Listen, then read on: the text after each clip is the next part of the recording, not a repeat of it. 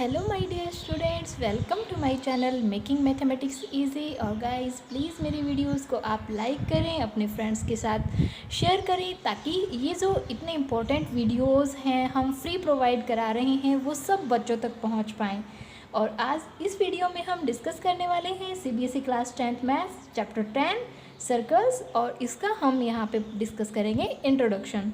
तो बच्चों, सर्कल जो है वो आप पहले भी पढ़ चुके हैं। हम सबसे जब छोटे होते हैं तो हमारा सबसे इंटरेस्टिंग शेप जो होता है वो एक सर्कल ही होता है, ठीक है। मैं यहाँ पे बेसिक से पढ़ा रही हूँ कि अगर आपसे पूछे कि what is the definition of circle, how can you define a circle, तो यहाँ पे हम स्टार्टिंग से बेसिक से मैं आपको पढ़ा रही हूँ, ताकि बेसिक जो है जो छोटी क्लासेस में आपने पढ़ा है वो भी क्या हो जाए, हमारा रिवाइज हो जाए, ठीक है। सो मैंने यहाँ पे सर्कल की डेफिनेशन लिखी है कि आपको किसी को एक्सप्लेन करना हो कि व्हाट इज़ ए सर्कल, तो आप आराम से ये चीज़ एक्सप्लेन कर सकें।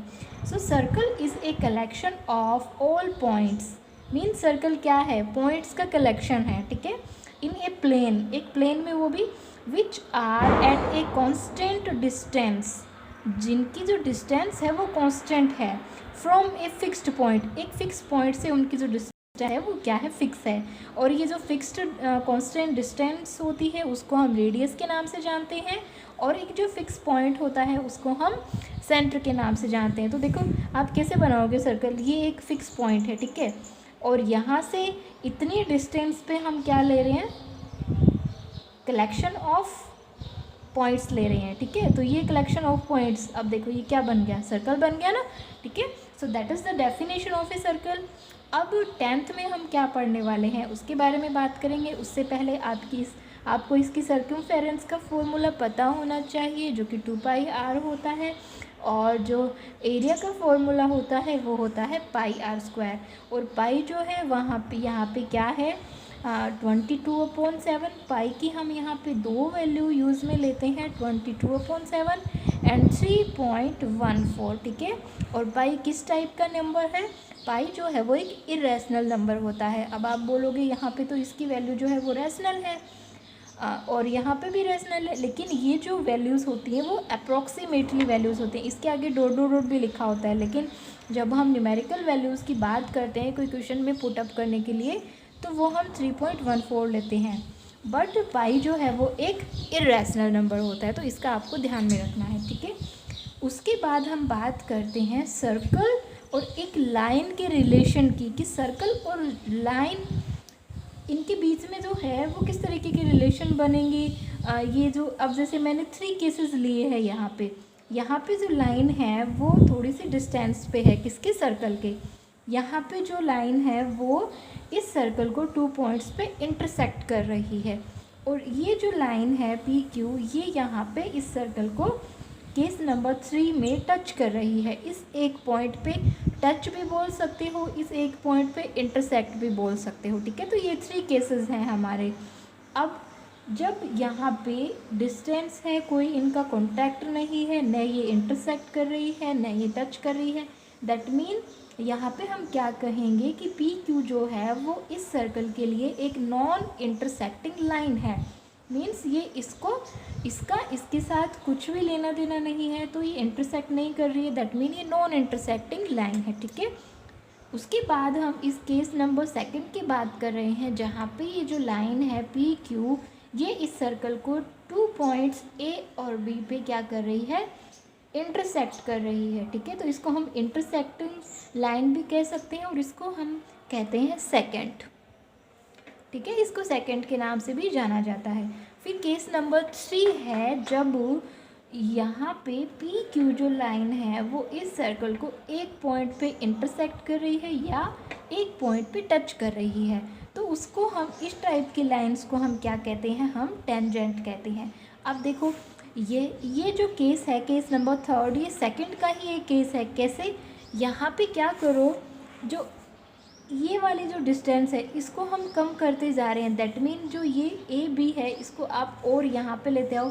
जैसे इस तरीके से हम इसको क्या कर रहे हैं, हम इसको सर्कमफेरेंस की तरफ लेते आ रहे हैं, दैट मीन तो एक कंडीशन ऐसी आएगी ना कि ये इस बाउंड्री पे, जो सर्कल की बाउंड्री पे ये लाइन जो है वो टच करेगी, ठीक है। अब ये कब होगा, जब ए भी डिस्टेंस है वो किसके इक्वल हो जाए, 0 के इक्वल हो जाए, दैट मीन यहाँ पे आ जाए, ठीक है। तो टेंजेंट जो होता है वो एक सेकेंड की फॉर्म में ही आता है, कब, जब ये जो मिडल की जो बीच की जो डिस्टेंस है वो क्या हो जाए, हमारी 0 तक हो जाए, ठीक है।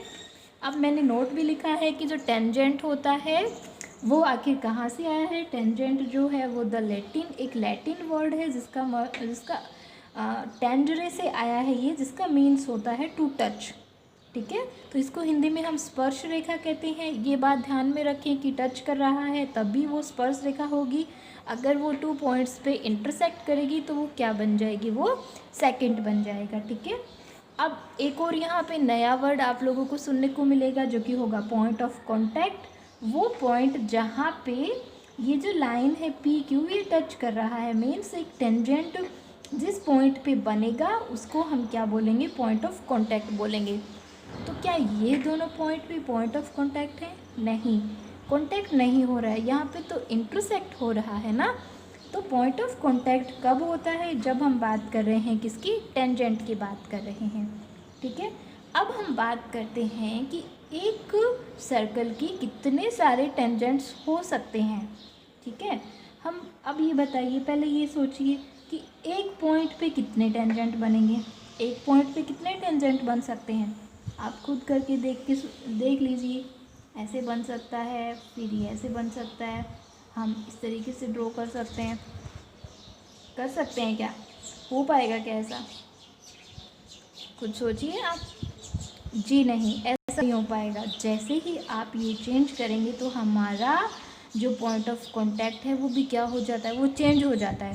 एक्चुअली यहाँ पे तो हम क्या कर रहे हैं, हम यहाँ पे एक रफ़ डायग्राम बनाते हैं, रफ़ ही हम पॉइंट ऑफ कांटेक्ट लेते हैं। लेकिन जब आप परफेक्ट मेजर से और आप करके देखते हो ना, जब हम अच्छे से करें, जैसे इस पॉइंट की मैं बात करूँ तो इस पॉइंट पे क्या बनेगा, एक ही टेंजेंट बनेगा, ठीक है। फिर हम बात करते हैं कि एक पॉइंट पे तो एक ही बनेगा, लेकिन सर्कल पे कितने सारे पॉइंट्स होते हैं, how many points on a circle, infinite. क्योंकि हमने सर्कल की डेफिनेशन में पढ़ा है, circle is a collection of all points, we don't know the number of points. Infinite क्या है, नंबर्स हैं, दैट मीन एक सर्कल के टेंजेंट्स भी कितने हो सकते हैं, इनफाइनाइट हो सकते हैं, ठीक है। क्योंकि जितने पॉइंट्स उतने ही सर्कल, उतने ही टेंजेंट्स। अब हमें पॉइंट्स का ही नहीं पता कि कितने पॉइंट्स हैं, तो फिर यहाँ पे जो टेंजेंट है वो भी क्या होंगे, इनफाइनाइट होंगे। और नेक्स्ट है, देखो मैंने लिखा भी है कि at any point of a circle there can be one and only one tangent. अगर हम बात कर रहे हैं एक पॉइंट की, किसी भी सर्कल के एक पॉइंट की, तो उसके ऊपर one and only one he tangent possible हो सकता है, ठीक है। उसके बाद एक नया वर्ड है नॉर्मल। नॉर्मल जो है वो टेंजेंट को ही बोलते हैं, लेकिन कब, जब हम टेंजेंट की बात कर रहे हैं किसके रिगार्डिंग, इस रेडियस के रिगार्डिंग, ठीक है। परपेंडिकुलर ही हो गया, यहाँ पे किसका परपेंडिकुलर है, रेडियस का परपेंडिकुलर है, लेकिन एक्चुअली में ये क्या है, टेंजेंट है। तो अगर हम देखो सिंपली, अगर एक इसके बिना अगर हमें टेंजेंट दिया हुआ है तो उसको हम टेंजेंट ही बोलेंगे, नॉर्मल नहीं बोलेंगे, ठीक है। लेकिन बात हो रही है यहाँ पे रेडियस के अकॉर्डिंग, तो रेडियस के लिए ये क्या बनी, ये टेंजेंट एक नॉर्मल बन गया है, एक परपेंडिकुलर बन गया है, और उस टाइम इस टेंजेंट का एक स्पेशल नेम हो जाएगा, वो क्या होगा, नॉर्मल होगा, ठीक है। अगर फिर से क्लियर कर लीजिए, अगर हम बात कर रहे हैं विदाउट रेडियस तो ये क्या होगा, टेंजेंट होगा। अगर हम रेडियस के अकॉर्डिंग बात कर रहे हैं तो इसको हम क्या कहेंगे, नॉर्मल कहेंगे, जो कि ये क्या होता है, परपेंडिकुलर होता है, 90 डिग्री का एंगल बनता है इनका। फिर चाहे वो कोई भी आप टेंजेंट ले लीजिए, अगर ये टेंजेंट ले रहे हैं तो यहाँ पे भी ये क्या होगा, इसका परपेंडिकुलर होगा, दैट में नॉर्मल होगा, ठीक है ना। अब ये देखो, इससे रिलेटेड जब मैंने अभी तक बताया है उससे रिलेटेड जो क्वेश्चंस हैं वो एक्सरसाइज 10.1 में हैं, ठीक है। मीन्स आपको यहाँ पे नॉर्मल क्वेश्चन पूछेगा, पॉइंट ऑफ कांटेक्ट क्या होता है, नॉर्मल क्या होता है, टेंजेंट क्या होता है, और यहाँ पे ये 90 डिग्री का एंगल बन रहा है, तो पाइथागोरस थ्योरम भी यहाँ पे अप्लाई हो सकती है, लाइक दैट। कुछ भी यहाँ पे इस तरीके से हमने एक ट्रायंगल बना लिया, तो उस पर बेस्ड क्वेश्चन एक्सरसाइज 10.1 में है, ठीक है। अब हम नेक्स्ट है हमारा number of tangents from A point on a circle. ठीक है, मीन्स एक पॉइंट से, कोई भी एक पॉइंट से हम एक सर्कल पे कितने टेंजेंट्स ड्रॉ कर सकते हैं।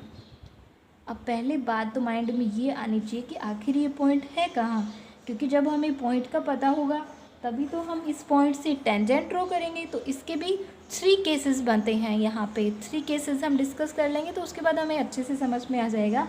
केस 1 है there is no tangent to a circle passing through a point lying inside the circle. Means ये जो हमारा पॉइंट है ये कहाँ है, सर्कल के अंदर है। अब ड्रॉ करो आप कोई भी लाइन, क्या ये इस सर्कल को टच कर रही है, कितनी ही लाइनें आप ड्रॉ करके देख लो।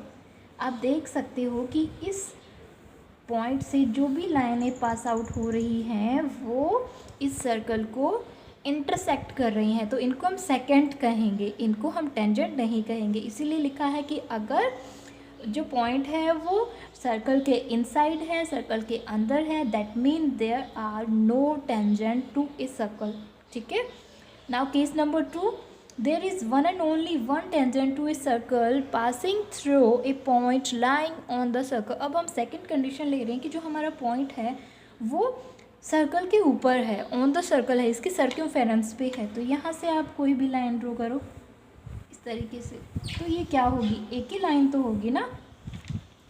इस पॉइंट पे कितने टेंजेंट ड्रॉ हो सकते हैं तो हम पहले ही डिस्कस कर चुके हैं कि एक पॉइंट पे एक ही क्या बनेगा, टेंजेंट बनेगा। तो जब सर्कल के ऊपर कोई पॉइंट है तो उस पर कितने टेंजेंट्स हम बना सकते हैं, 1 टेंजेंट हम ड्रॉ कर सकते हैं। ठीक है, नाउ केस नंबर 3, जब हमारे पास जो पॉइंट है वो आउटसाइड है, बाहर है, सर्कल के बाहर है, तो हम देखते हैं कितना बनेगा। जैसे मैंने यहाँ पे मैंने क्या लिया है, एक पॉइंट लिया है, तो इससे हम ड्रॉ करते हैं, टेंजेंट ड्रॉ करते हैं। एक तो टेंजेंट ये हो गया और एक टेंजेंट ये हो गया, दैट मीन कितने टेंजेंट हो गए, 1 और 2। ठीक है, आप और कुछ बन सकता है क्या, आप सोच लीजिए, ट्राई कर लीजिए। बाकी जो भी होंगे वो क्या बनेंगे, सेकंड बनेंगे या फिर नॉन इंटरसेक्टिंग लाइंस बनेंगी। ठीक है, so there are exactly 2 lengths to a circle, 2 tangents to a circle through a point lying outside the circle. Means maximum tangents तब ड्रॉ हो सकते हैं किसी पॉइंट से जब वो पॉइंट उस सर्कल के बाहर हो। और इसमें ये भी है कि ये जो दोनों टेंजेंट्स होंगे उनकी जो लेंथ है वो क्या होगी, इक्वल होगी। मीन्स अगर कोई आउटसाइड पॉइंट से हम सर्कल पे टेंजेंट ड्रॉ कर रहे हैं तो उन टेंजेंट्स की लेंथ जो होगी वो क्या होगी, इक्वल होगी। अब बात आती है कि टेंजेंट्स की जो लेंथ है वो कहाँ तक होगी, ई से लेके क्यू तक, क्योंकि ये जो हमने सिंबल लगाया है उसका मतलब हम क्या दिखा रहे हैं, हम एक लाइन दिखा रहे हैं। तो हमारा जो टेंजेंट है वो कहाँ तक होगा, यहाँ तक ही होगा। ठीक है, आगे ये जो है इसका मतलब ये रे है, किरण है, और उसका एंडिंग पॉइंट तो हमें पता होता ही नहीं है।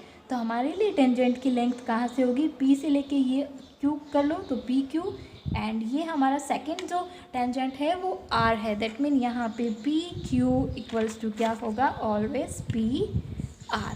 ठीक है, तो ये जो है वो कंप्लीट चैप्टर 10 का है, वो मैंने बता दिया है कि इसके अंदर क्या क्या है, किससे रिलेटेड, किसके बारे में हम बात करेंगे इस चैप्टर में, ये पूरा हमने अंडरस्टैंड कर लिया है। आप इसको एक बार रिवाइज कर लें, फिर से वीडियो को अच्छे से देख लें और ये नोटबुक में नोट करें, ताकि जब भी आपको इंट्रोडक्शन पढ़ना हो तो बार बार वीडियो नहीं देखना पड़े। आप जस्ट बुक खोलें और इसका इंट्रोडक्शन को रीड कर लें, ताकि आपको पता चल जाए कि आखिर चैप्टर में है क्या। इसमें कोई फॉर्मूला नहीं है और रिवाइज सिलेबस में भी इसमें से कुछ भी डिलीट नहीं हुआ है। So that is the chapter 10 introduction, and always be happy, be positive.